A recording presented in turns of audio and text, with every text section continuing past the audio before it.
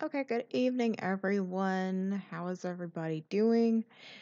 I'm sure everybody has, if you have a Facebook or Instagram account, I've been having issues. I heard Twitter's been having issues, but I haven't experienced any.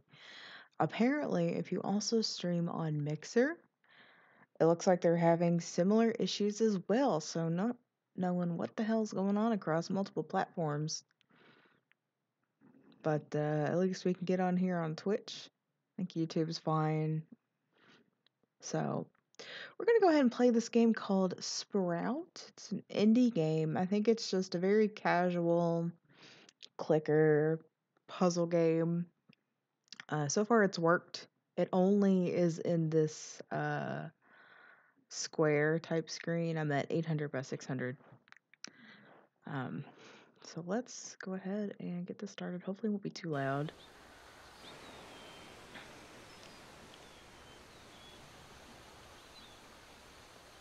But something very casual for today, at least this evening.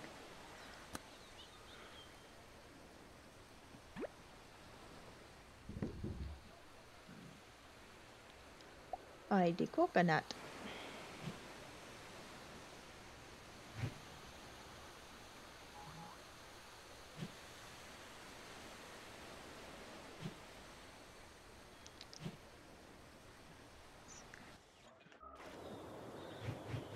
So we need acorns to make palm trees?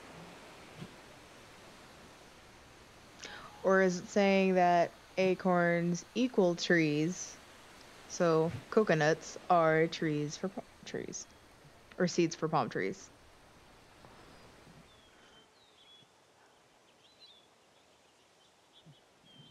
Is this where we start? Whoop. Okay, just bring the cursor over here apparently.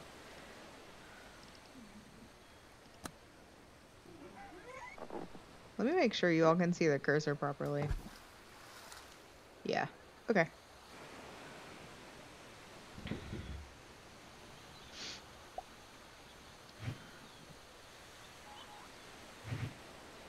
So we need this one for, this is a dandelion.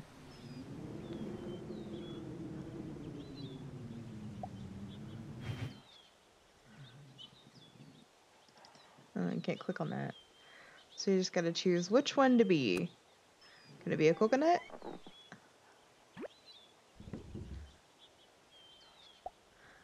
Okay.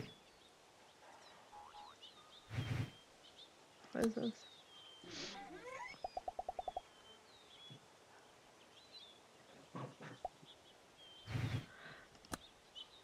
I wonder if like you get to be every type of seed in the game. what that equates to being puzzly performed.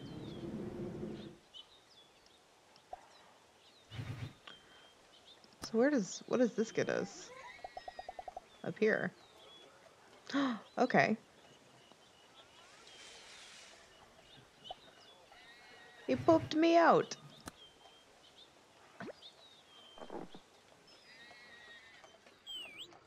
Look at that. How neat.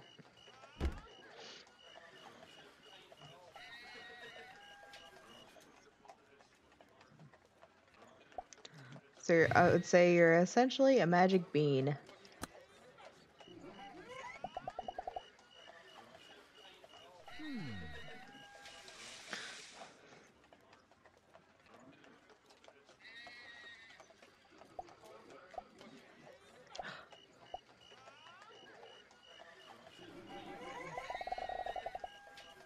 Look at that.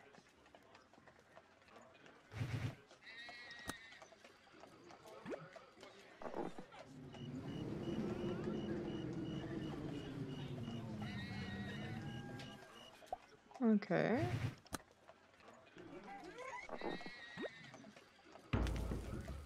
Oh, okay. I see.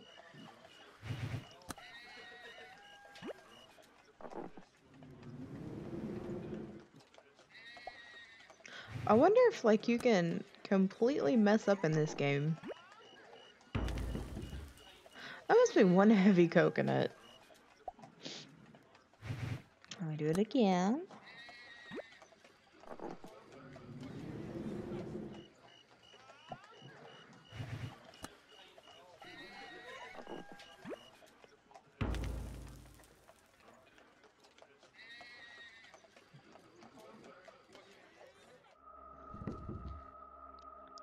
Okay, so we're in the desert.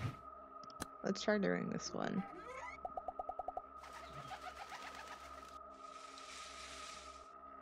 Okay.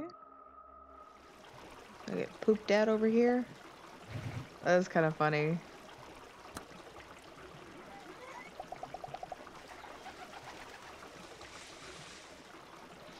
But I think maybe it could just be the coconut.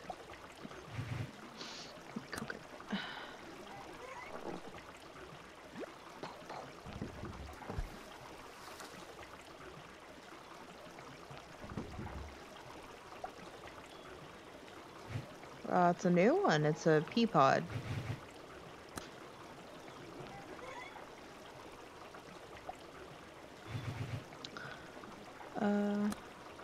So.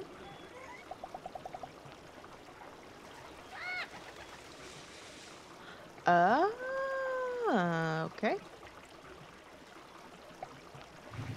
So that's, I guess it looks like a robin. I don't know. It's a selfish bird. That's what it is.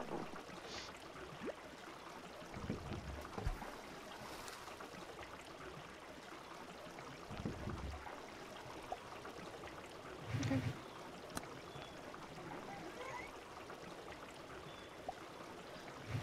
What happens if you vine here?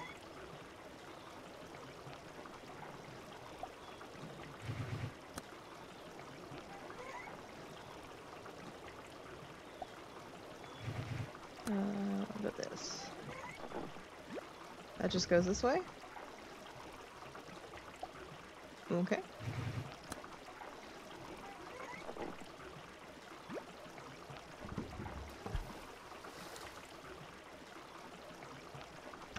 I guess we use the dandelion up here.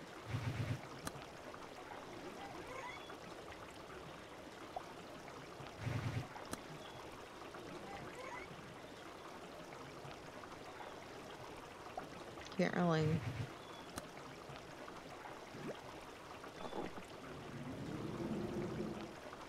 No. Here?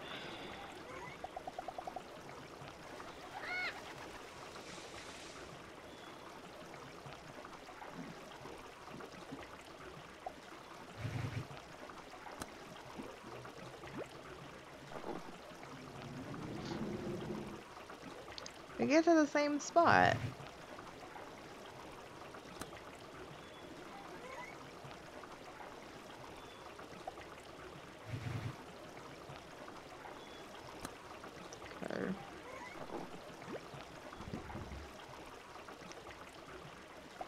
Is there any way to like murder the bird?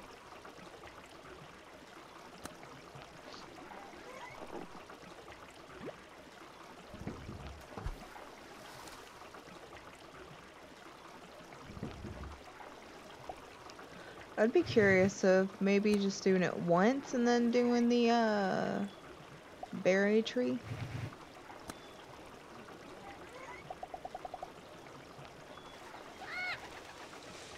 Nope.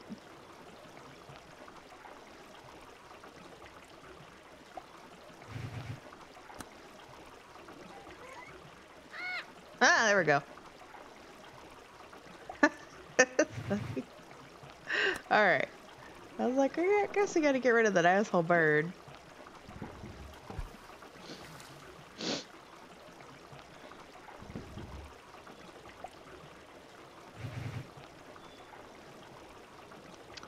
Okay, pod.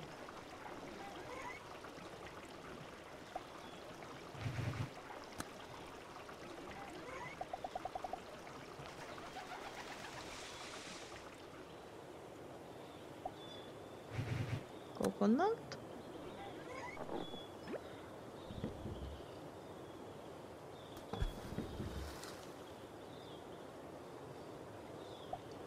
Is there a wind over here?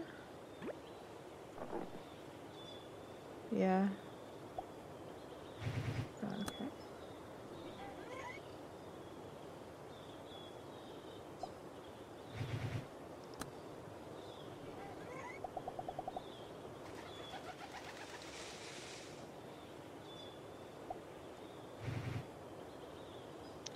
Octopoop!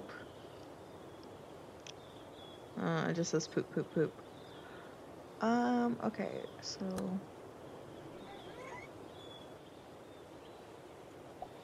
I guess nothing there then, okay.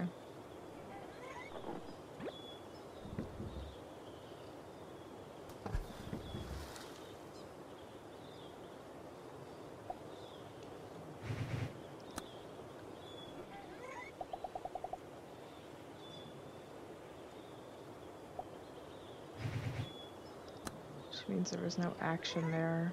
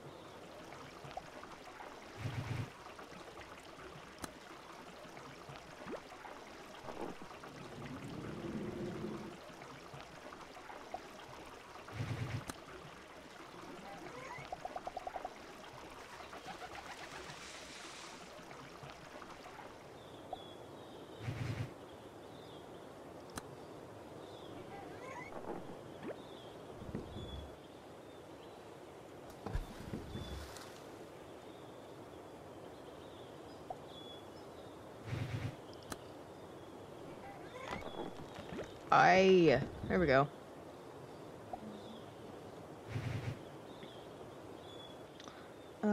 This one. Oh wait, he can't get down here, I guess. Which is weird. But, I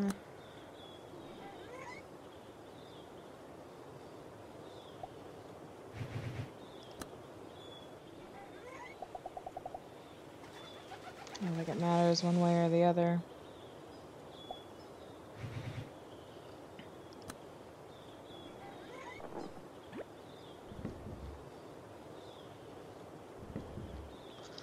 Okay, I think this is supposed to be where...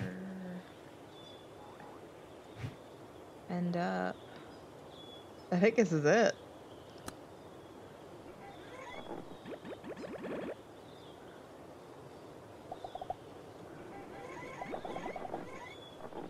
You win! That's the end of the game. That was like 15 minutes. Actually, it wasn't even that long.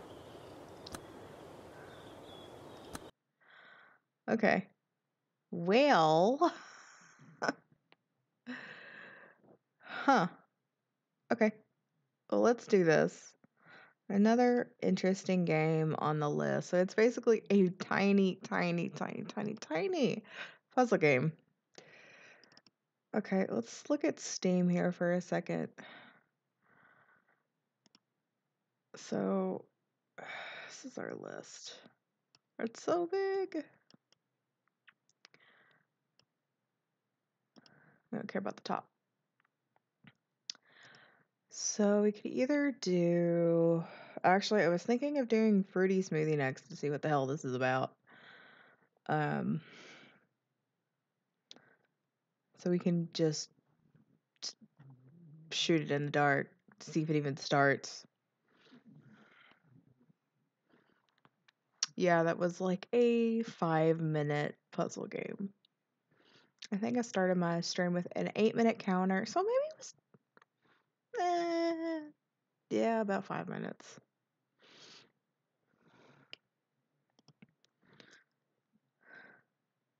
Whoa, this is full screen? Hold on a second.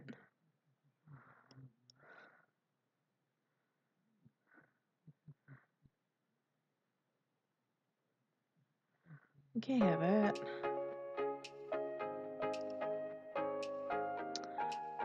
Resolution. Oh shit, it is only full screen. We don't want that. Okay. Let's see if it starts. Then we'll update the window capture to this game here. Fruity Smoothie. Here it is. This is a huge screen. There we go. Alright, I'm gonna move this over. I can't make it any smaller. It's huge.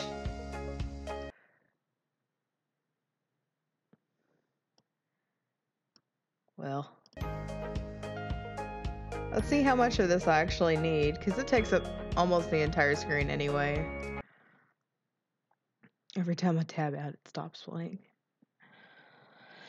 Okay, we'll just go. I don't really know. I'll go ahead and update the game, though. Let's go ahead and change the game name to...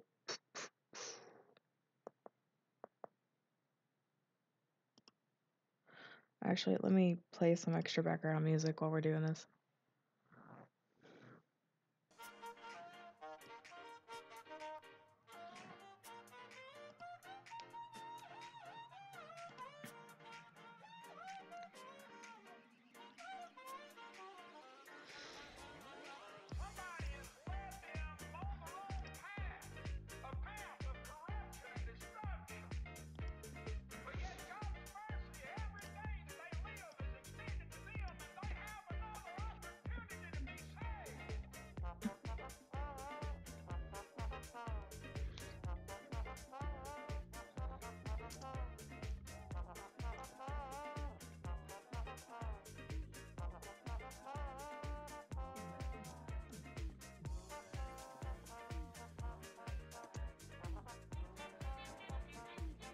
Apparently Fruity Frank is a game, but that's not what we're playing.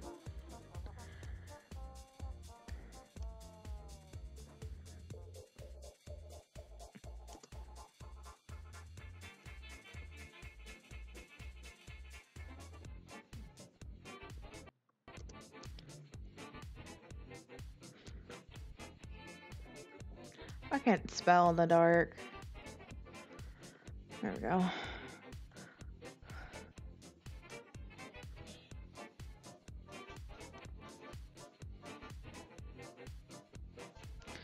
I don't even know why I'm updating Mixer. Mixer's not even working. Gosh.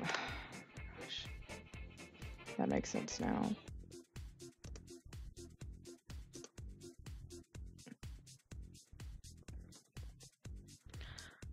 Update. Edit.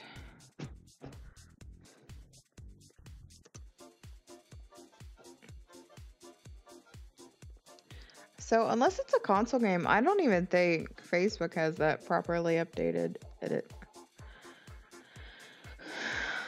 Okay.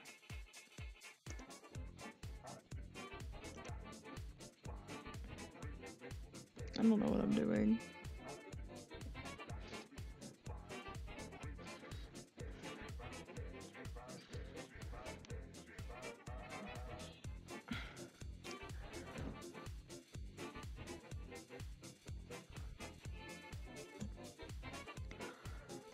Alright.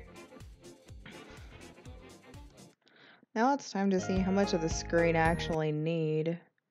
We're gonna turn this down just a hair. I'm gonna turn it down in game too. It's pretty loud.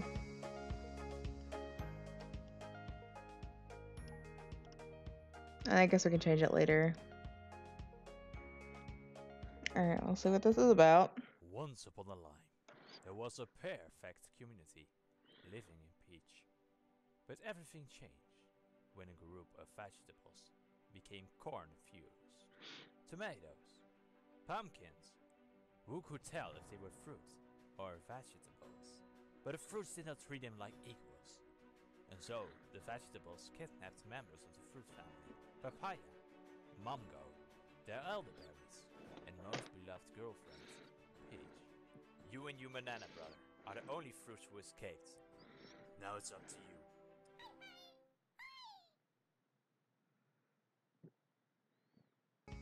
you. I don't know what that was about. Okay.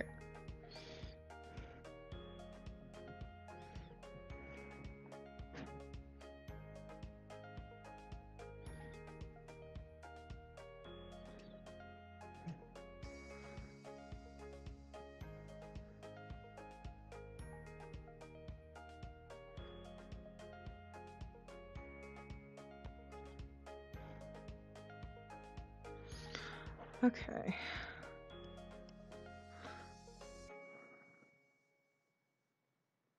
I totally missed like the directionals. Level 1.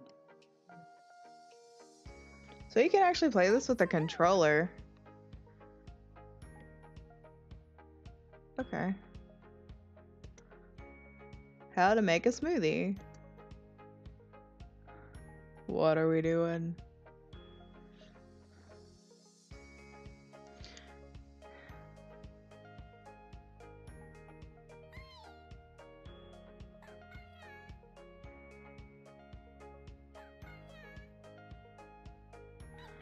Oh my god, what is this?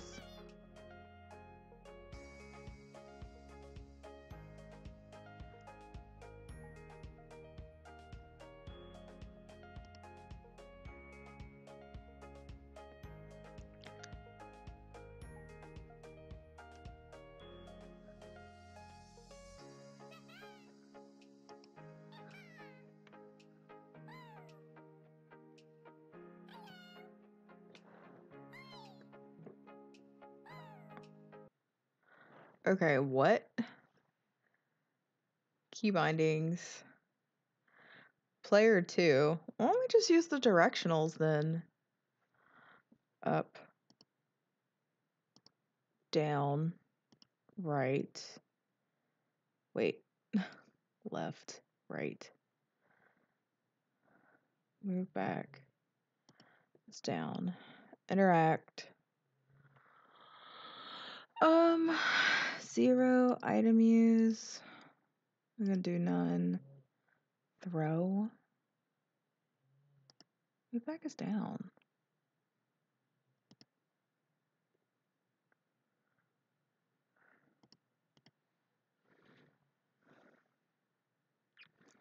Okay. So move forward. W. S. A. D. Interact. It's F. Then. Okay. Resume.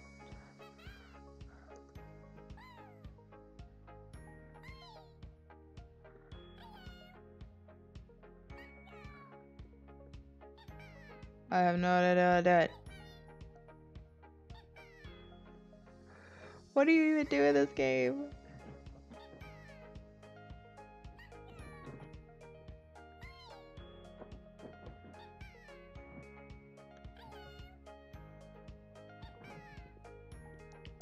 Alright.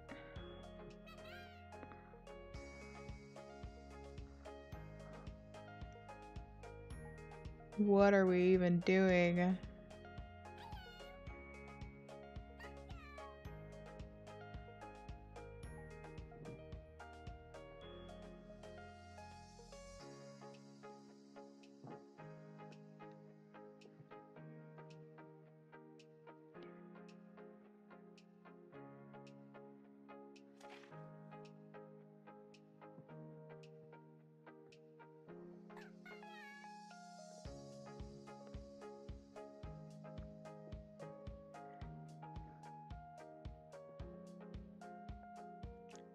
Like, the action buttons don't do anything.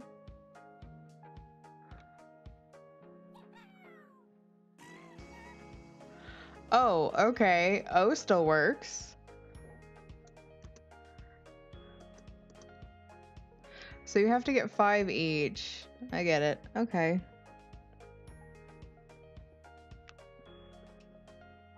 That's so fucking weird.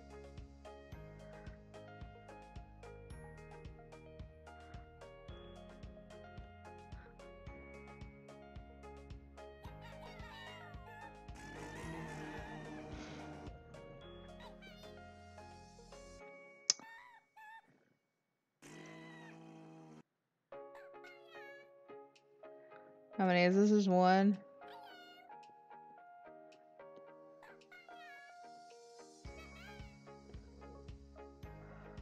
I totally get it now. And what happened? This is so weird.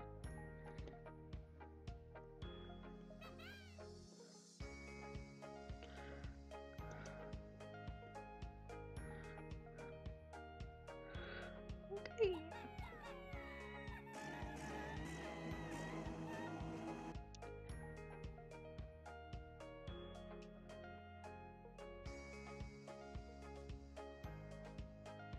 Okay. So it's just how long it takes you to do this. Okay.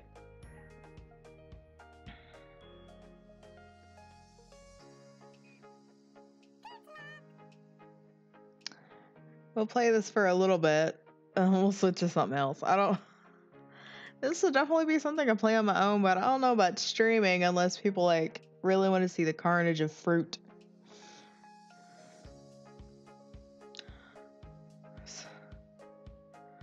So how many you need?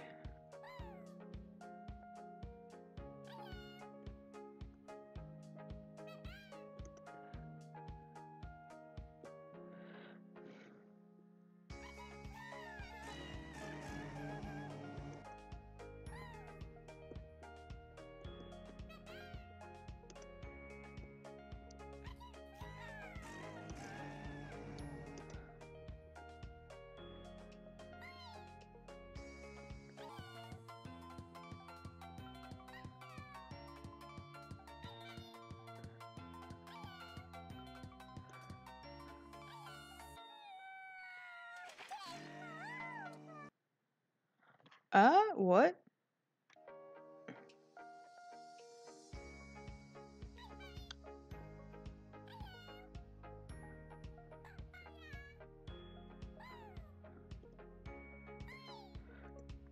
Oh, that's your timer?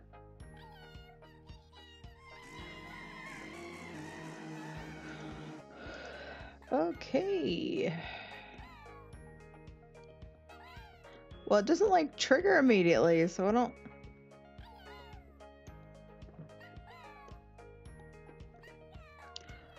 I have no idea.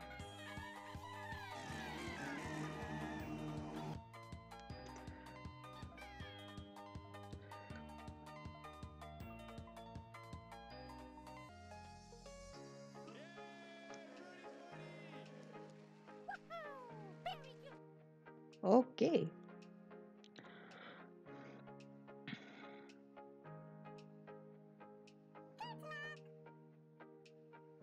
Well, all of them have it. That's what it looks like. It doesn't give you a whole lot of time.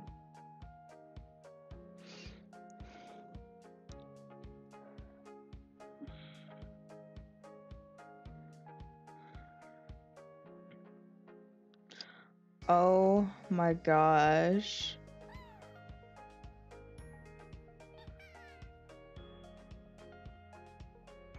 Oh.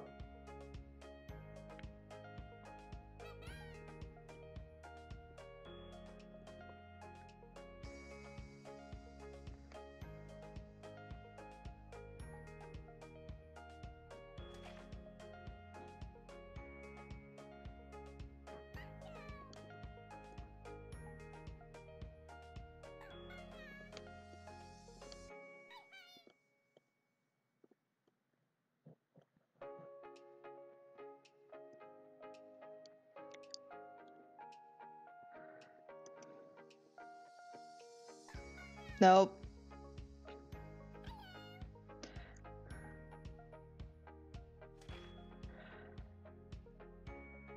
Yeah. Okay. So that was really weird.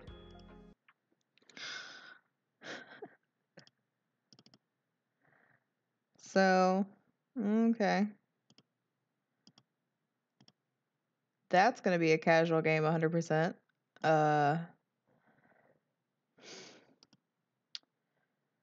Grim.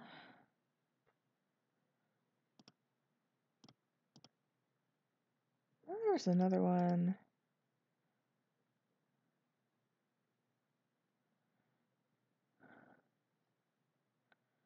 I know this works like shit on my computer. Mirror Light.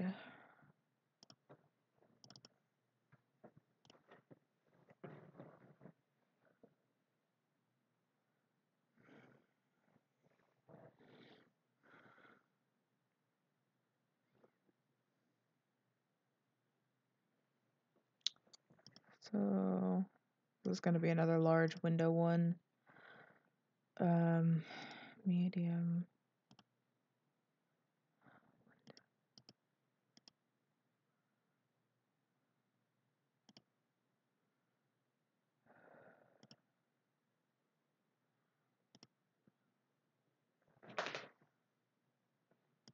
Well, this is basically full screen.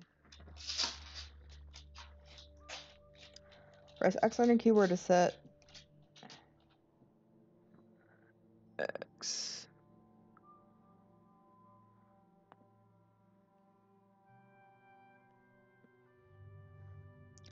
Let me see here.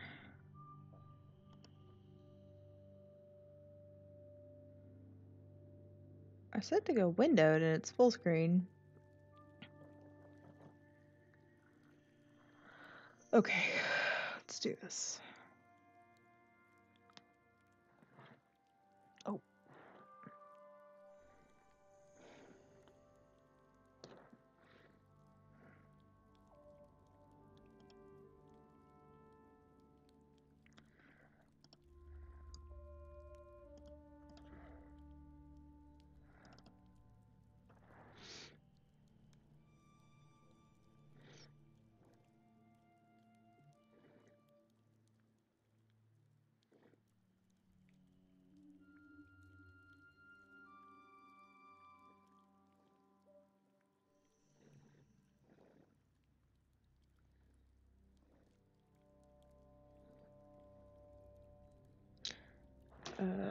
Split, it is Splendor, so let me go ahead and update.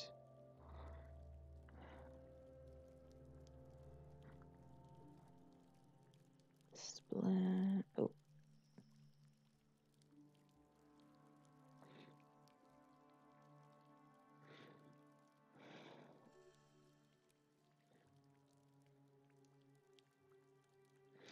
Okay.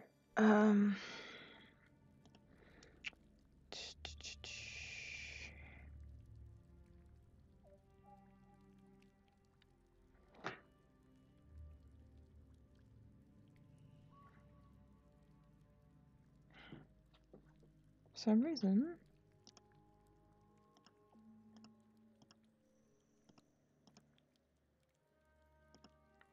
Unless it only is in...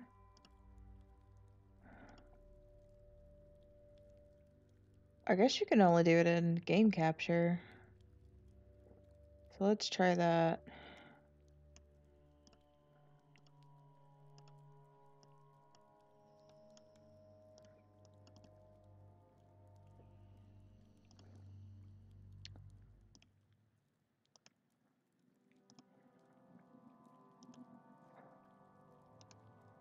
Any full screen? Nope. Nope.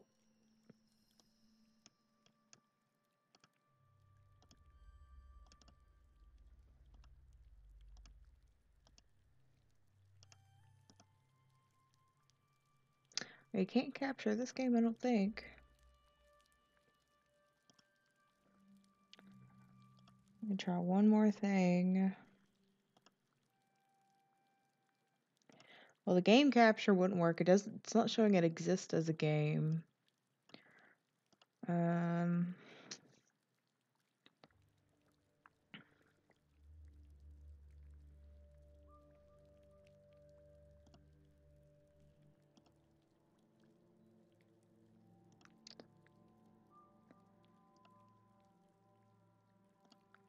don't know if you can.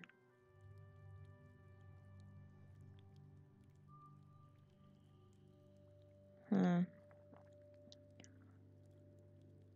think I've exhausted every option.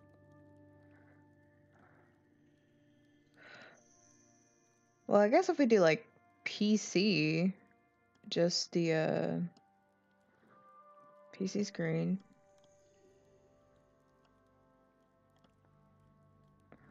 Window capture.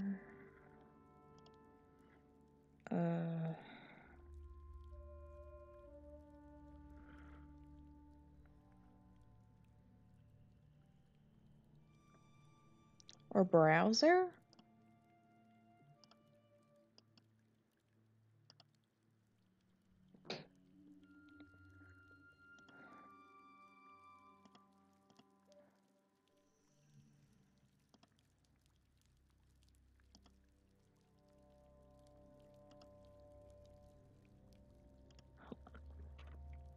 Actually, maybe you can't.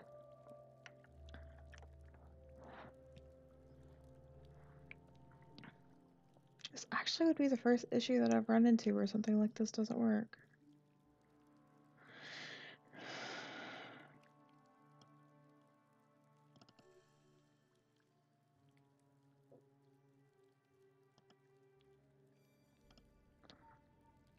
Oh, it's called margin? You know what? I'm a dumbass. Okay.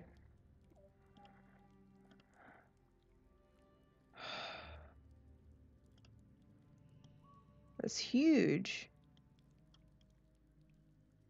It's huge, guys.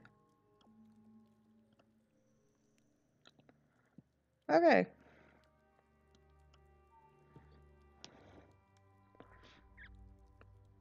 Now I've got to update everything else. Again.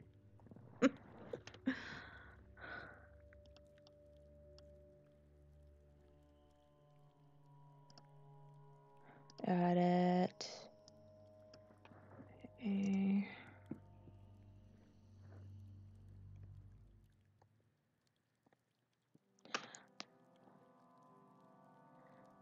Whoop.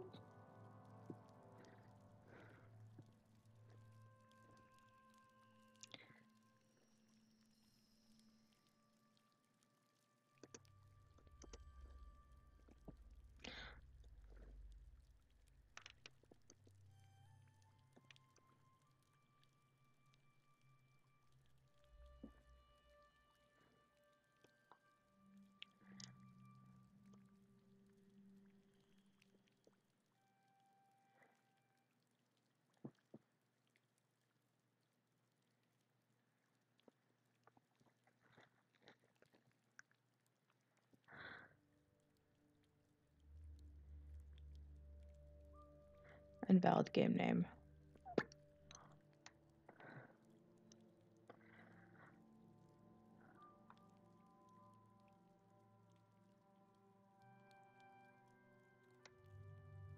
Huh. You know what? You'll just keep the thing. There's no reason to change it if it says this game doesn't exist in any other format. Okay. Edit.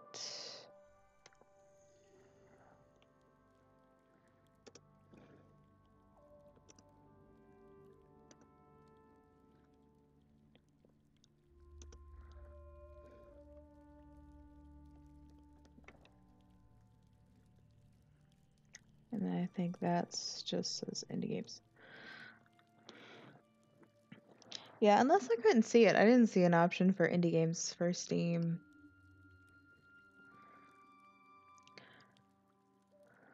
So. Oh, looks like Mixer's back up. Fuck.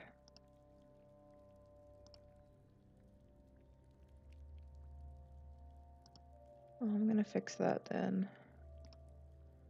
Alright, we gotta fix one more thing. And then we can play this game.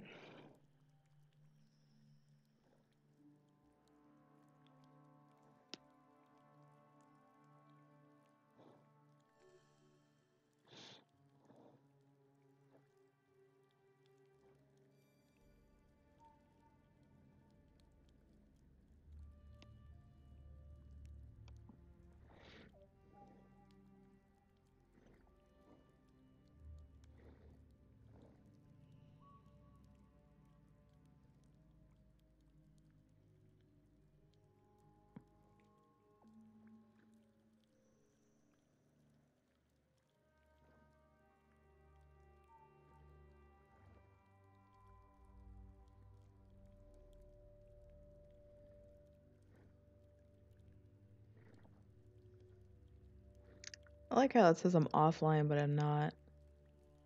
Okay.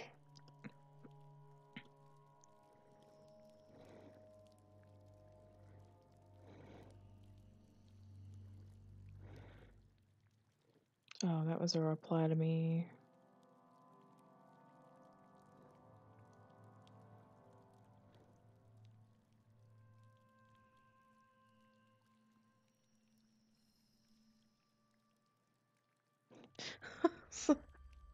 What am I supposed to do? Read a book?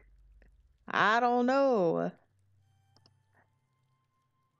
Well, for everyone who needs to know, Mixer's back up. You know what? Fuck it. I'm not gonna change the title on Mixer. This is getting really annoying.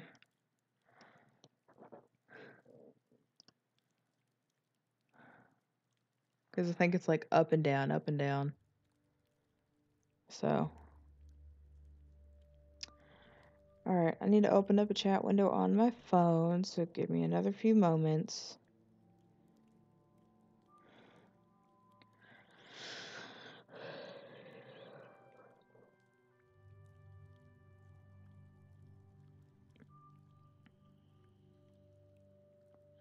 And then we can see what this one's about. So, hopefully I won't miss anybody's chat.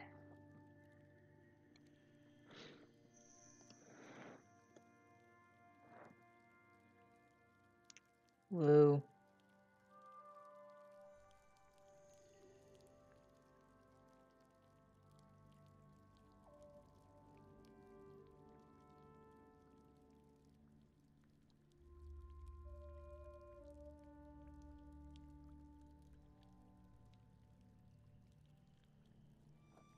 Whoa.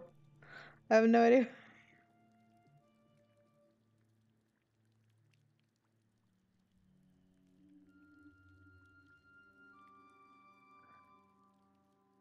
Went too far.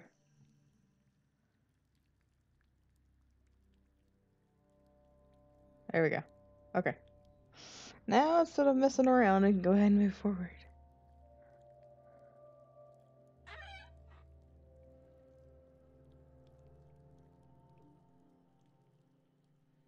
Look at the little boats. Okay. Let's go ahead and move forward. Leave.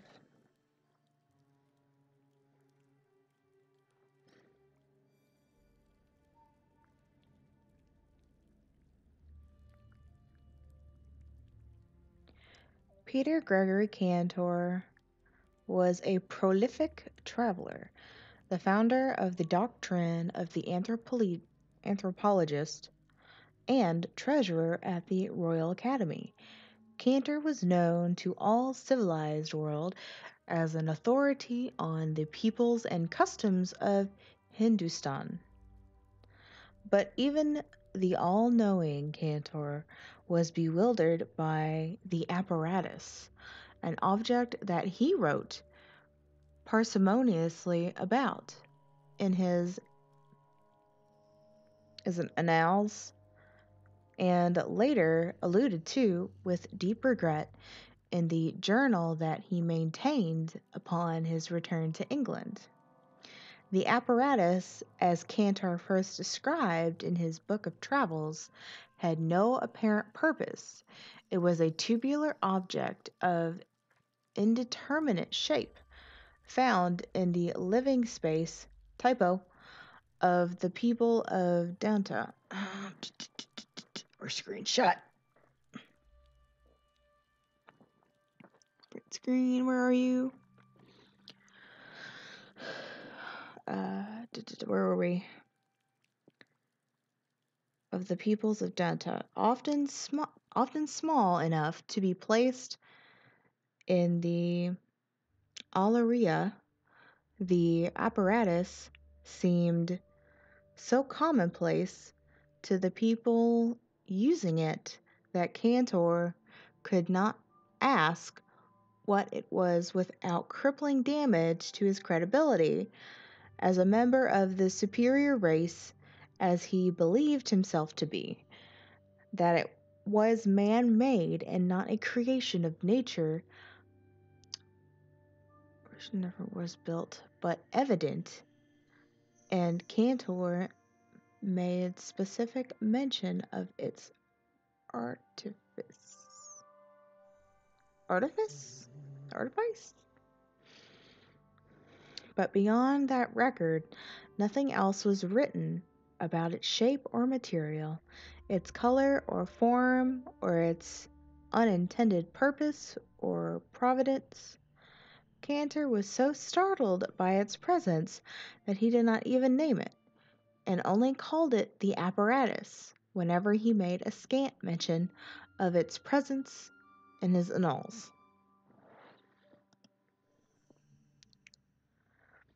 It seemed that its fascination with the object, or his fascination with the object, had not gone unnoticed, and in an act of spontaneous diplomacy, the Raja of Chiturban,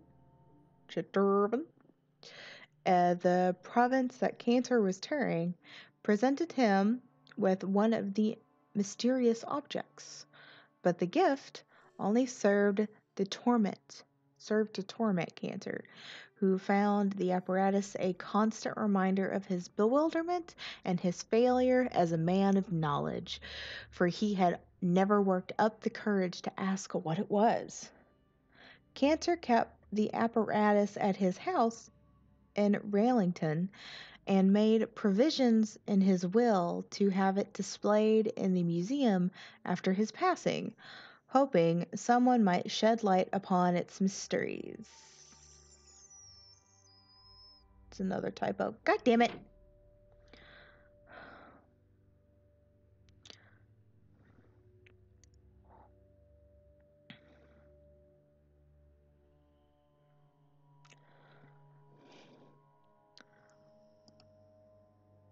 So we can go to the left door, we can go to the right door, which I can't. It looks like a giant tube of toothpaste. There are typos. I'll let the team know later. What the hell is going on in this room? So this has got some symbol on it. That's got some symbol on it. Obviously it's words, but I don't know what they are. So we're going to leave.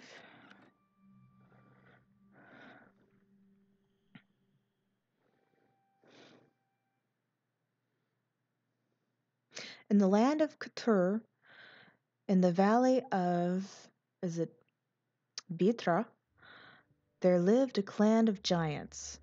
Theirs was a thriving community, content in remain aloof from the other.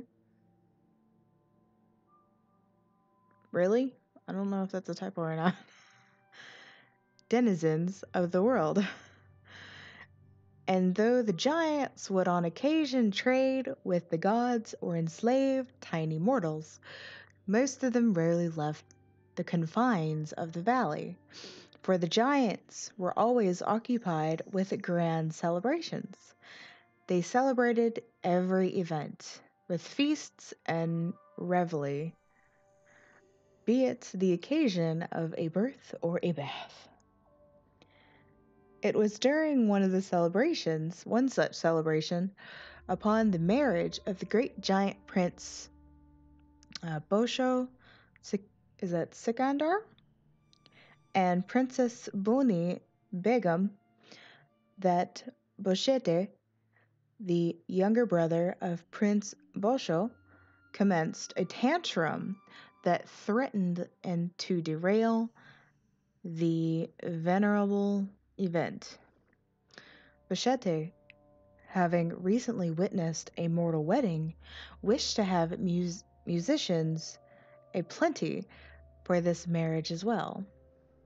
In vain did the gathered guests try to explain to him that giants were not meant to play music, that their hands were not made for the delicate strummings of the sitar or oud, or for the dexterous movements of the tabla.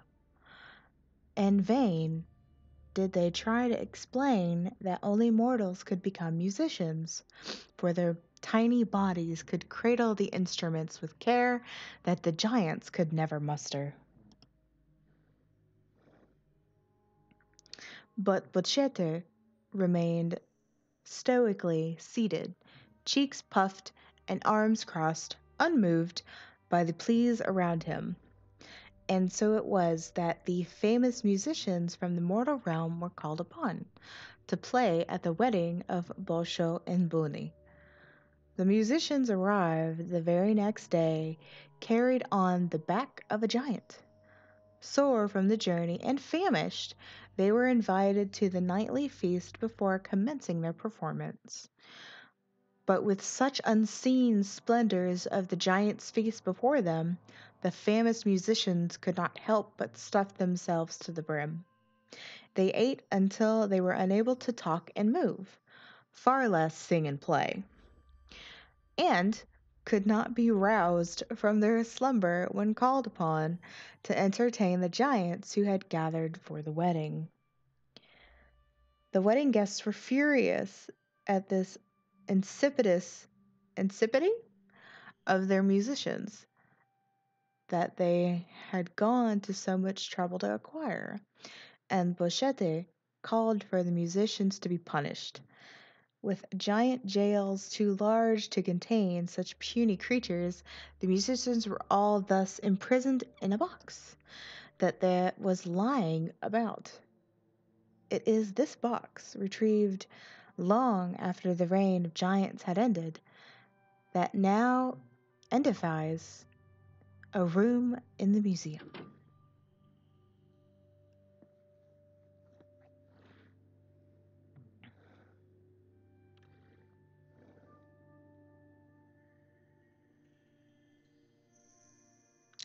Brewster, so like, I can't touch it or anything, I don't think. But cock-a-doodle doo, you guys. Yeah, guys.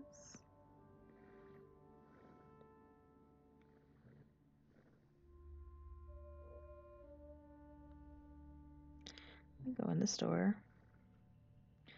Actually, before we do, I'm gonna see if I can update the name on Twitch because I don't know what to name this game. Like, indie games is not a thing, retro is a thing.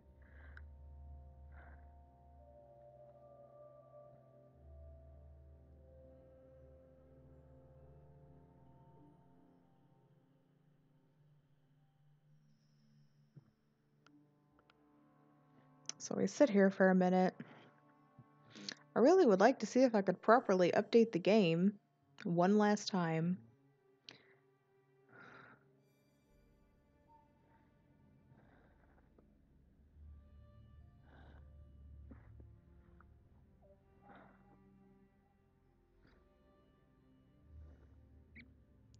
Da da da da.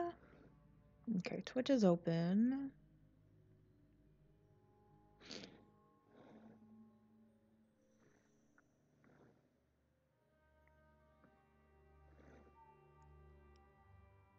This must take a lot of energy.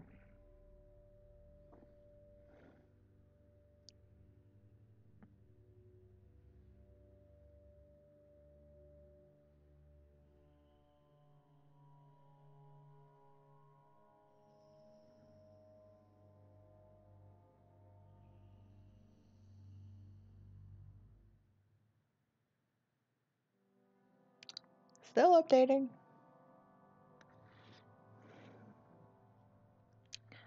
Okay.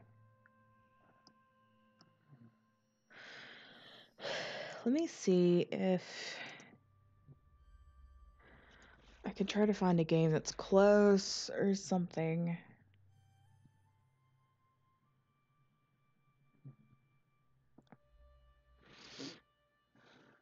If it'll even load.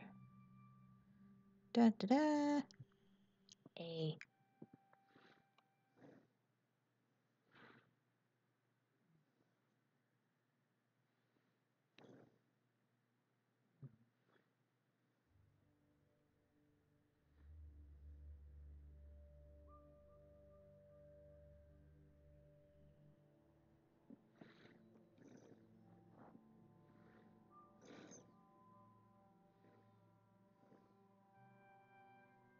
Well, that's not on here. Is reading a thing? Maybe we can do just reading, because that's what it seems like. It's just stories. Reading. Simulator.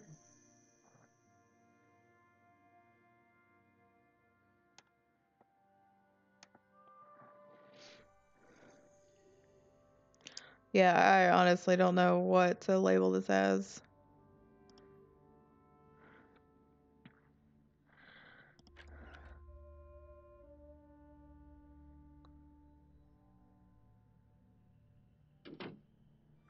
Oh, pretty. I don't know.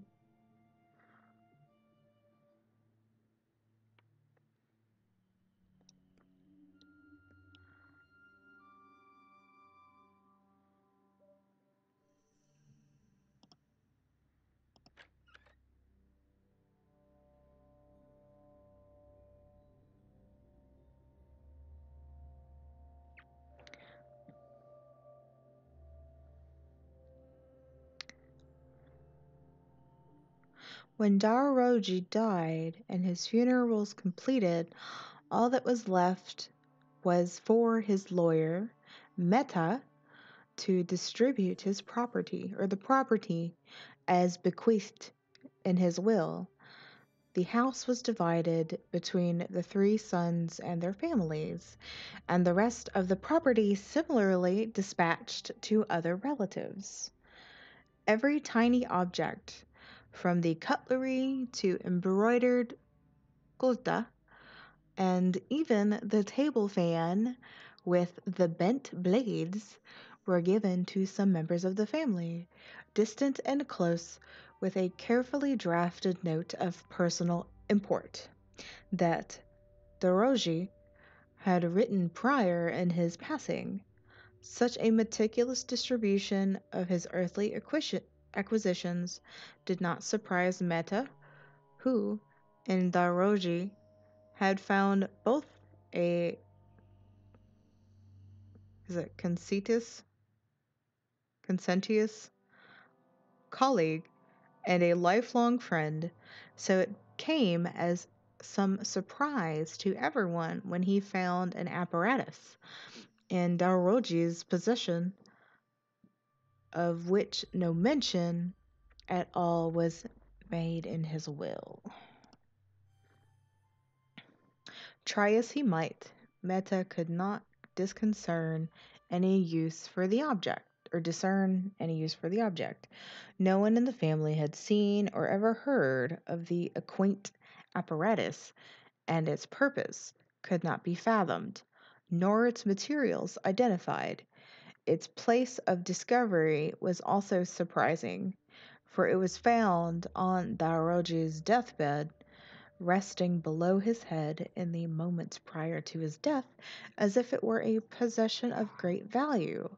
Bewildered by this unexplained object, Meta was only too glad to donate it to the museum where it now resides. At the pillow and a chair.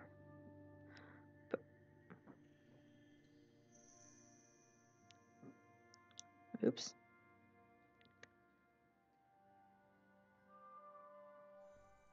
Okay. Oh, that's boarded up. What this? Okay. Let's go on this one.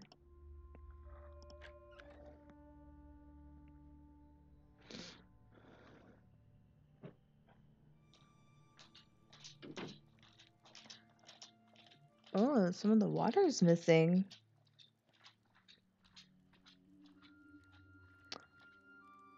Well, the water is down there. So we came through a door.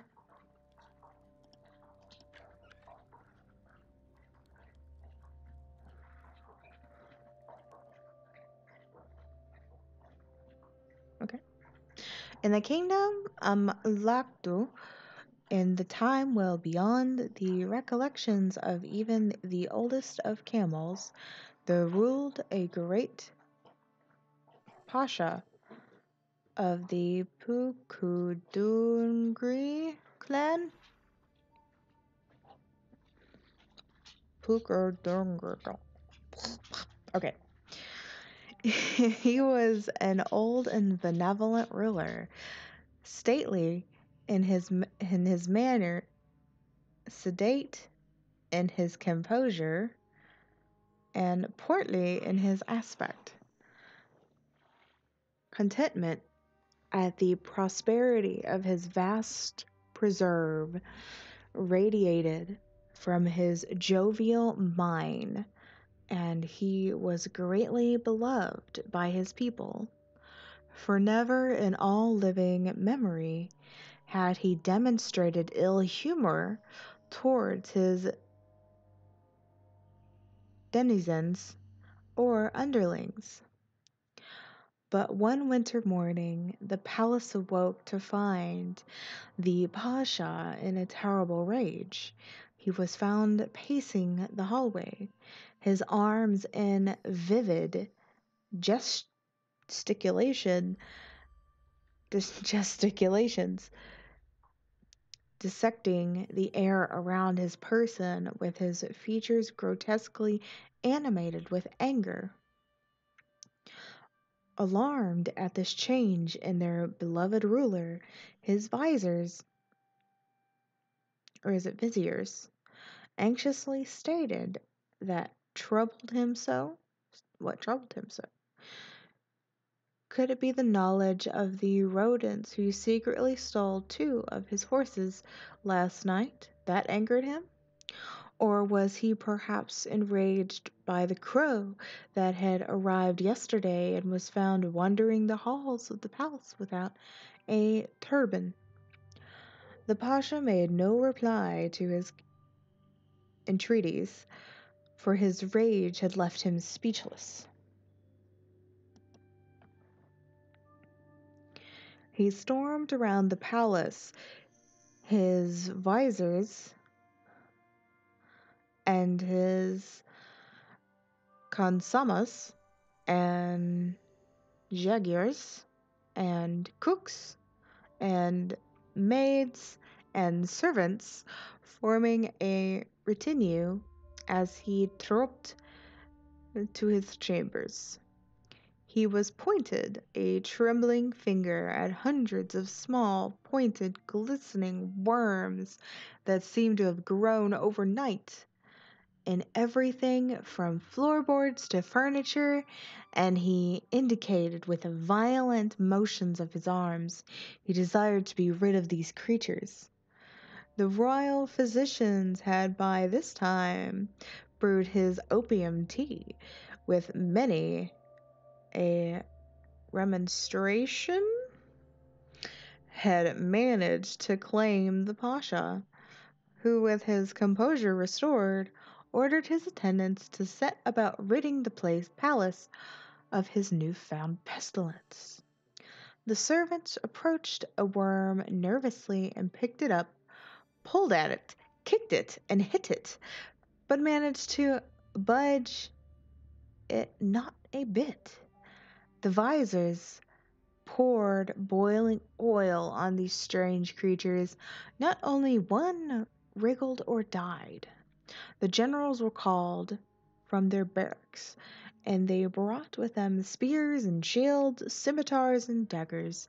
They hacked and slashed at the worms, poked and pierced to no effect, and having failed in their exertions, they turned to the Pasha with trepidation. The Pasha commiserated with the failure of his visors and generals, and having heard their tale, he removed his thigh bone and handed it to the youngest captain of his guard, beseeching him to beat the worms with the bone. The captain, receiving the bone with great reverence, knowing that this yantra was only ever extracted in times of great strife. He then carried the bone to the site of the infestation, and with a silent prayer and well-aimed blow, smacked one of the worms in the head and sent it scuttling back to the wood whence it had come from. Overjoyed at this miracle cure, he beat 24 of them within a minute, and soon the entire palace was rid of the pestilence.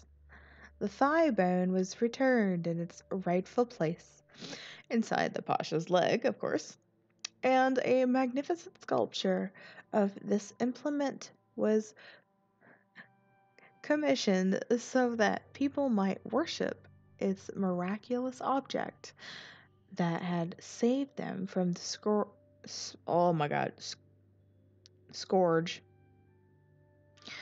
of the needle-like pestilence. At this bone in sculptural form that is displayed here at the museum. Oh, tongue-tied. But it's a hammer. What? It's a hammer. That's not a bone. Or is it? Or is it just metaphorical? Alright, we've got 2 doors we can go through. We'll go through the left one. Oh.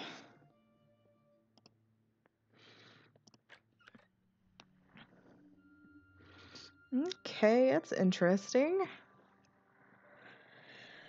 What's next? Black screen. Okay. Little has been written of the legendary cobbler Maharaj Thela Thokot. It is, of course, known to all connoisseurs of the Dal history that Thakok was the first of the 3 cobbler kings who ruled the kingdom of Gotrpada.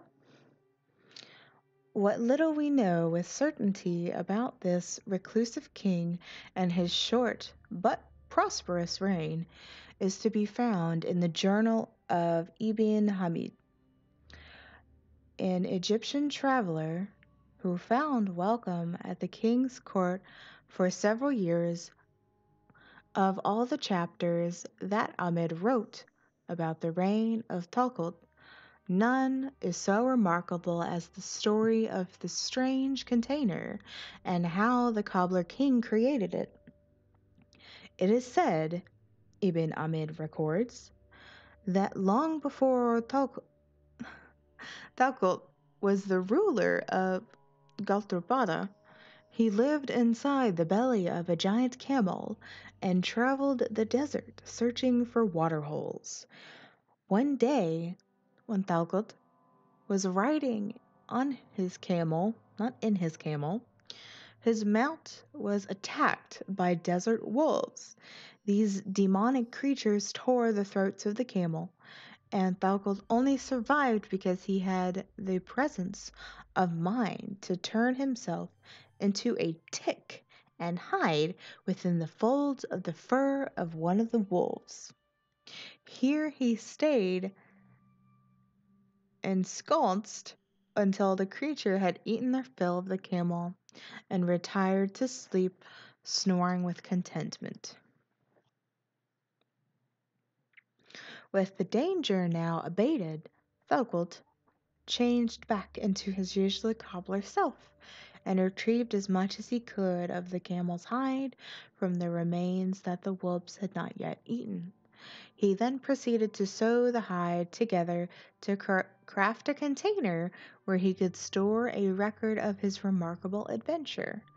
A record which he had written on sheets of paper thinner than air while he was hidden in the disguise of a tick, and a record, moreover, of immense value, without which, Thalcott knew, it would be impossible for others to believe he had befallen his camel. He worked feverishly, afraid that the wolves might wake up any moment and eat him. And as the sun rose to the east, he finished his grisly task and left a site of his camel's massacre with his container by his side.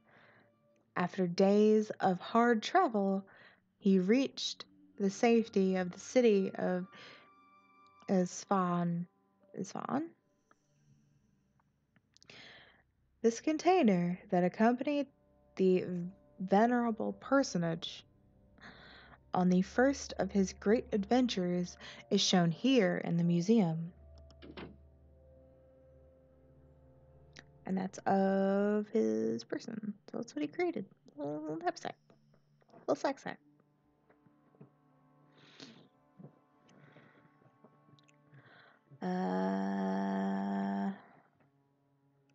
Let's go through this one.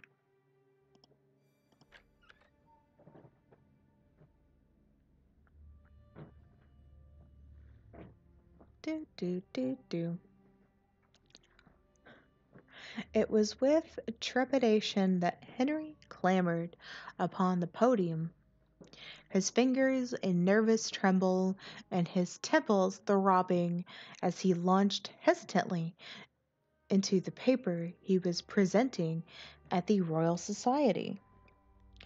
Conscious of the blasphemous nature of his discourse, and perhaps anticipating the scorn that inevitably followed, Henry stopped at every third syllable, mumbled most of his arguments, and only ever alluded that the works of his colleagues in barely audible tones.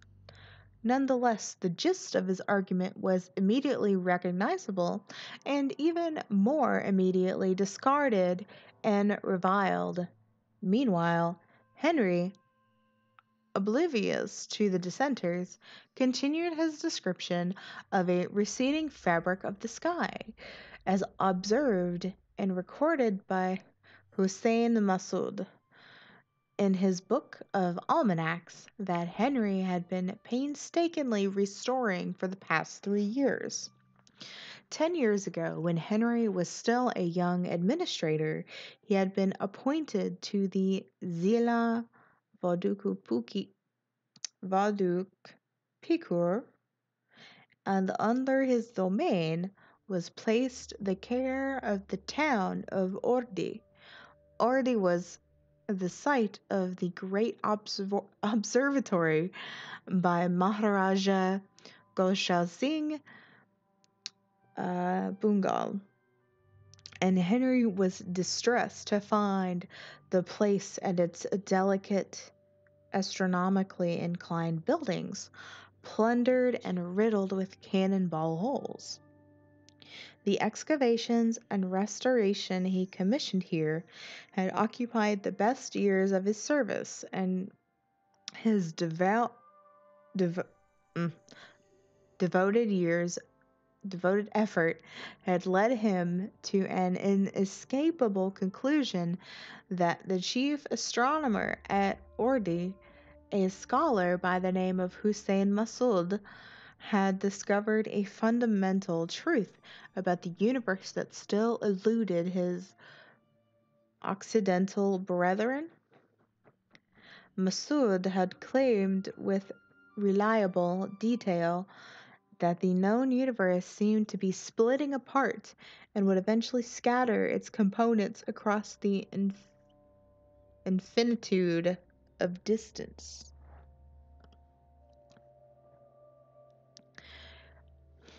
It was the need to share his observation that had occasioned his lecture at the Royal Society.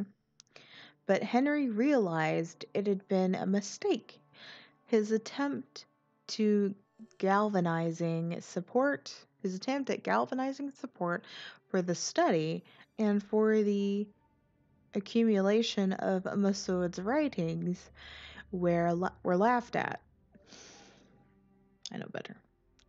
And by the end of the evening, he sulked away unnoticed, but comforted by the singular thought that at least he had not handed over all his findings and artifacts from Ordi to the archivist at the society, where they were. I knew you were staring at me. I knew Jubies was staring at me. What are you doing? Archivist, where they had doubtlessly have been thrown into the basement, never to be heard from again. Instead, he had kept most of the plundered wealth from Ordi for himself. The brass astrolabes, astrolabes, not familiar with the term, and the copper-ringed armillary spheres made from marble discs had been repaired and now adorn his study. But his favorite possession of the lot was an inconspicuous box full of strange sticks that were bulbous and at one end. He did not know what this device did or how it was meant to function, but he held onto it until his untimely death, whereby the box was auctioned to a collector of colonial artifacts. A replica of the box is kept here in the museum in memory of Henry's contribution to the restoration of Ordi and the continued relevance of Hussein Masud's writing that are now widely acknowledged to have prophetic and accurate. Now it's really dark.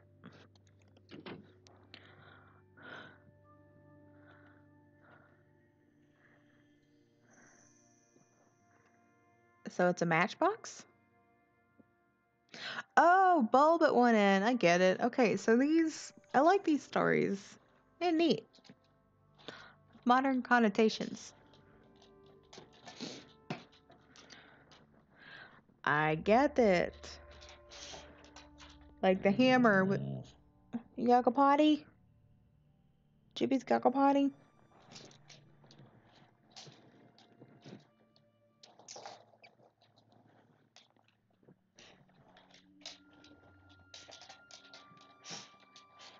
Alright, I'll let you tickers out here. Give me a second. You might have to stay out there a while.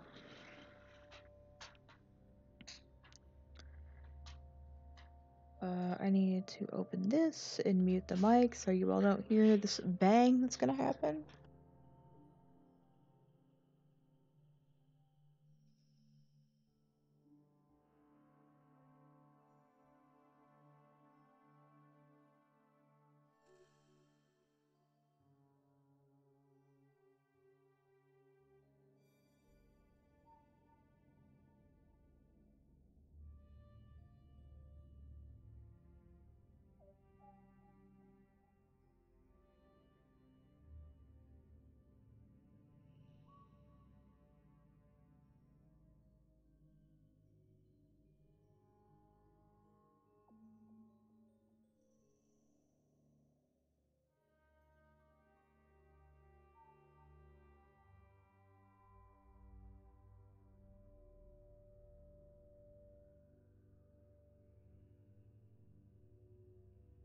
Okay, hopefully they don't scratch soon because I won't be able to hear them.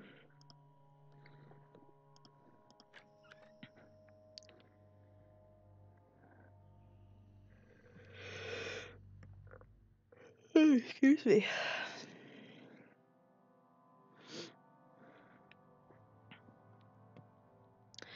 A long time ago, long before the wind was stretched across the hole in the sky, all gods and all demons lived in great harmony.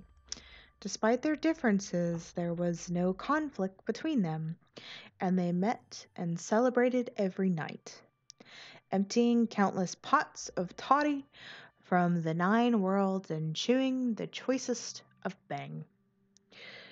And when the oh my god, why is it always the smallest words that don't make sense?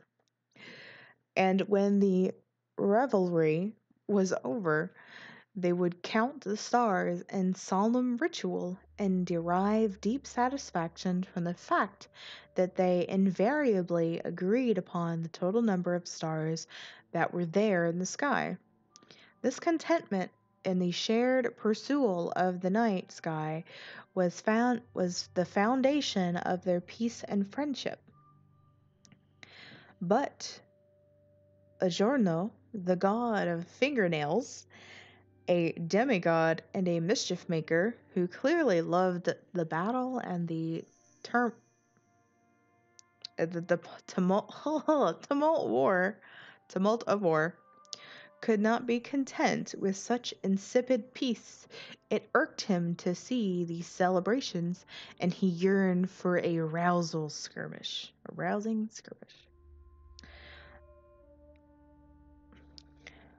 Adorno's crafty mind soon concocted a devious plan. Begging leave to be excused from the nightly revels, he decamped to the remote realm of Badarud, where he spent years crafting a magnificent yantra, a device that, with a brilliant explosion, could send a star shooting into the sky to join its infinite brethren. With its device in one hand, he took aim at the edge of the horizon, and with the press of the lever, he let loose a shining ball of his own, such that it lodged at the very tip of Evenfall. That night, when the celestials gathered in the revelry and proceeded in their ritual count, the demons counted countless stars in the sky, but the gods counted countless stars and then one, because the scar that Adorno launched, or is it Osmo? It's Osmo! Okay, I've been saying it wrong. Ojmo launched into the sky was so cunningly crafted, and it could only be seen by the keen eyes of the gods, and the demons, who were characteristically nearsighted, could not see, and northernmost stars that had so recently been added to the firmament. The difference in count sowed the seed of such deep distrust and discord that the next morning saw the gods and demons bashing each other on the battlefield. Great engines of war were built, moats dug and castles erected, spears sharpened and scimitars dipped in the ceremonial blood of beetles, as the armies clashed and roiled for the centuries untold.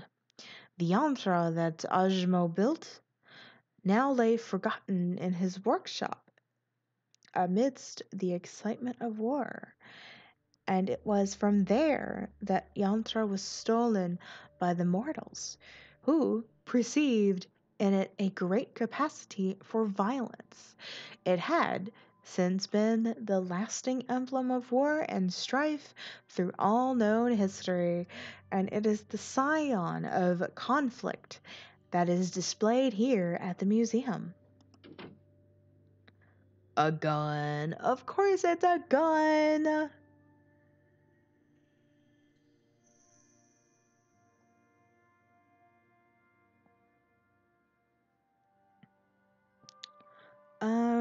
Okay, interesting. And there's keys. Ooh. Interesting. And broken things. It's like only, is it only that's, oh, it's a gloss. Okay. Like some of these panels are weird like that, but you can't do anything. So this has no marking, and that doesn't either.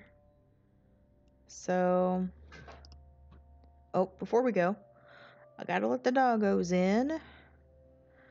So let me do that real quick.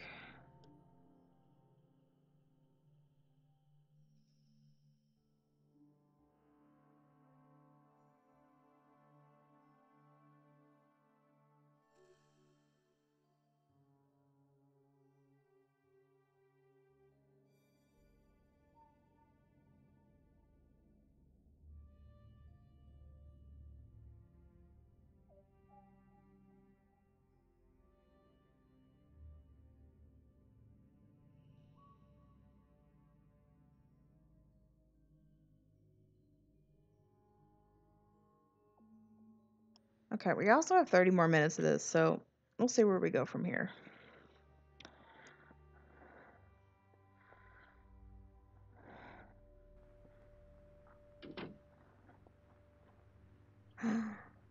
Oh, what is this? What is this? Oh, I think so. Birds up there. Pencils, oh my. There's no more doors. There's just a room full of pencils. And this TV. So let's hit it.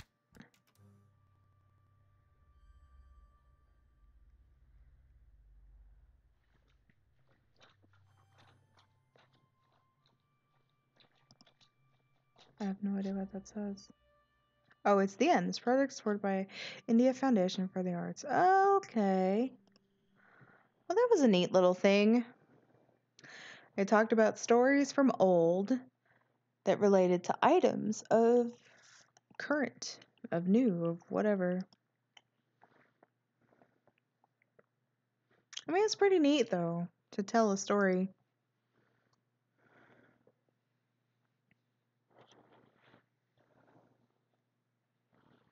Yes, Jubies. Okay. Well, that game's over and done with.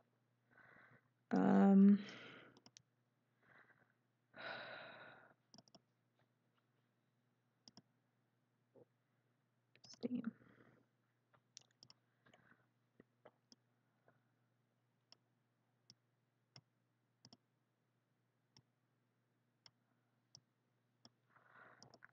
Okay. So as for Steam, so we've played this.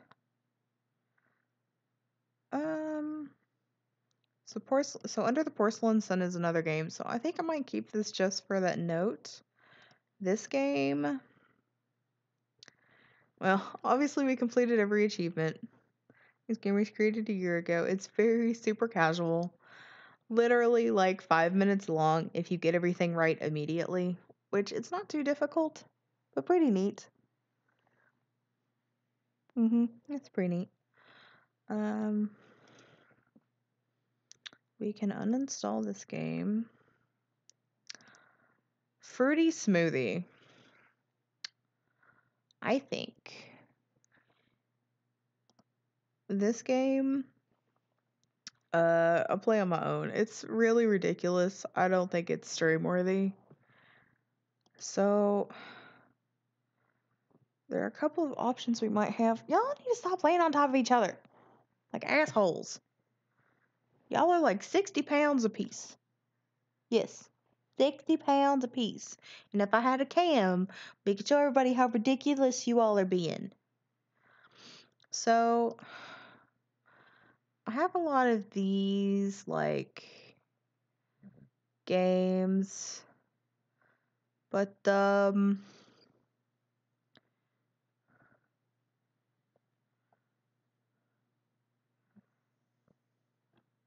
let's actually look at my library of games that need to be played. So let's do that first, since we got some time. Because maybe we'll do a Twitch game that I've downloaded. Because then we can see how well my computer handles any of this. So let's go ahead. I'm going to open up the document page. We'll go ahead and start playing some music.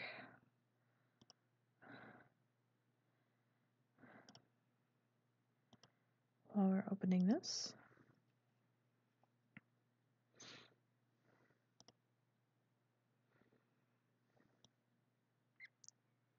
Dun dun dun dun.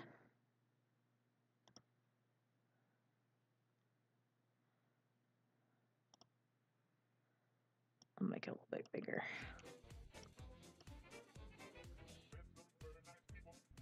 Very, very, very nice people.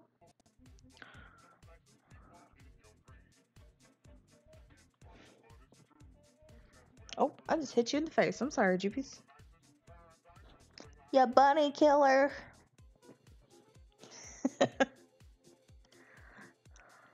Alright.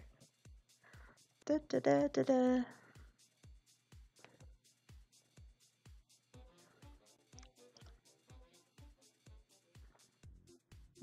Do do do do do do do do do do do do do do do do.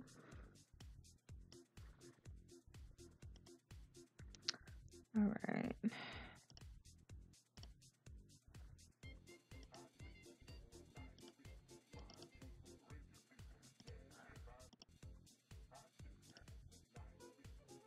Oh.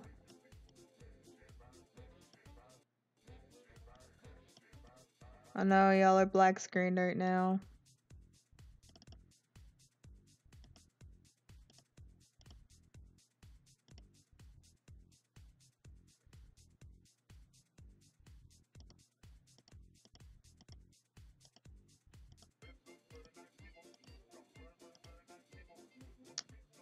Well.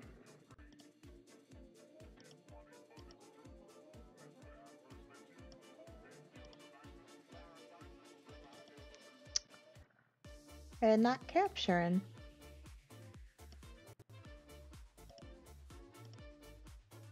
Cancel.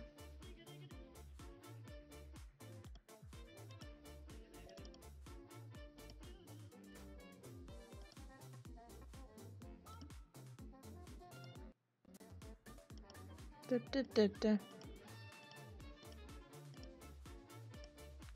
Actually, for some reason.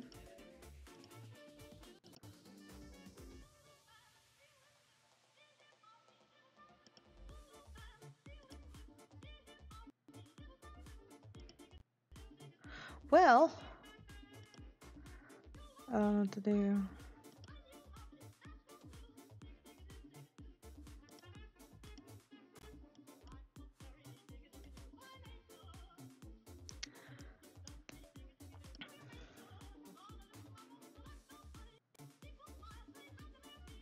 Well, at least this screen works.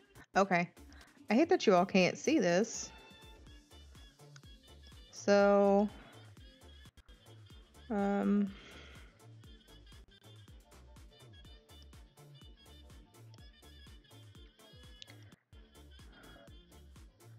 so we played Sprout today.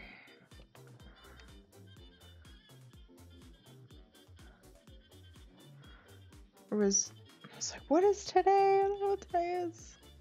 Also, tomorrow's Pi Day, guys.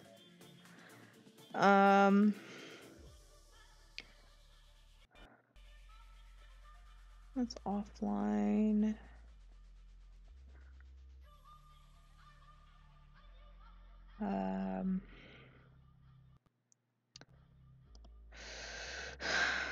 So this was today 2. So Museum of Dubious Splendors. And then Fruity Smoothie, we're gonna type as offline.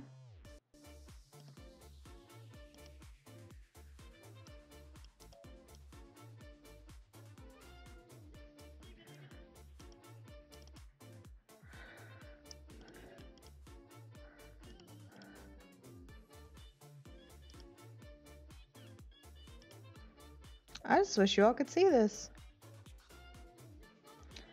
I don't really know what to do. I mean, it's a shame that it's not capturing, so we'll have to figure out what the hell is going on with that. So to figure out what game we should play next, this is just for in the meantime. So we'll do a Twitch game. I'm gonna open up the Twitch application. So let me go over here. See what games I've downloaded. Because obviously there's a ton. But I gotta figure out if my computer is capable of streaming and playing these at the same time.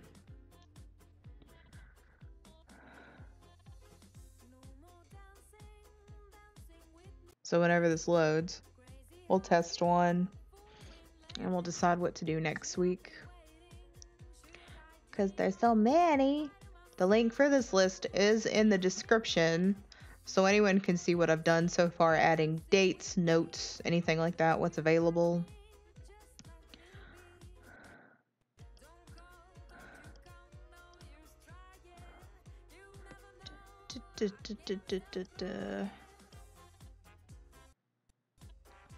And as it's loading, it's gonna cut out. Honestly thought that Sprout game was gonna be more than like 5 minutes long.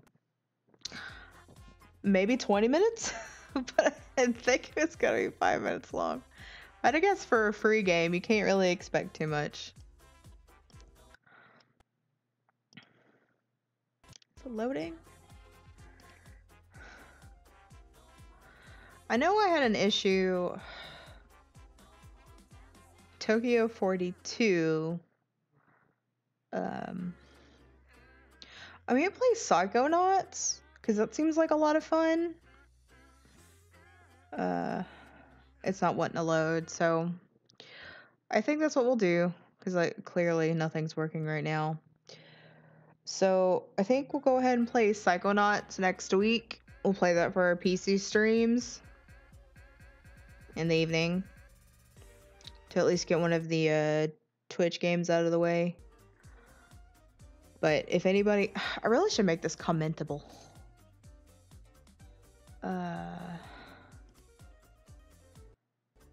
So let me do that right now.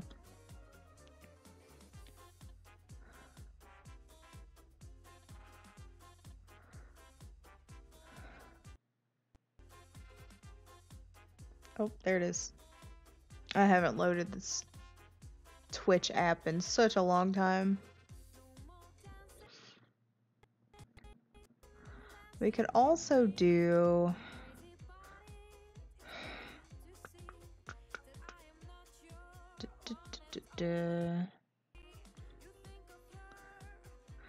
Guild of Dungeoneering, which I thought about doing as well.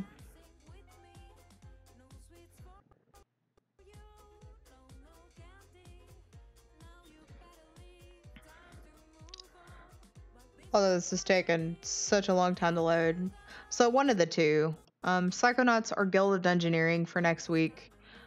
Follow the Twitter because I'll update which one. I think either one might work on here, but we'll see.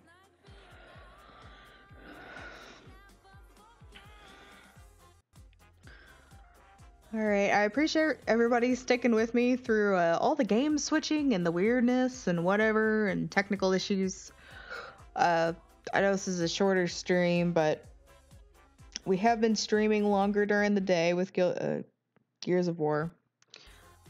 So we're going to hit that tomorrow morning again. We have Aftermath unlocked, so we're going to play through that, which is going to be a lot of fun. So hang out, chat, watch me get my ass beat. It's going to be the best thing you'll ever do in the morning at 10 o'clock Eastern.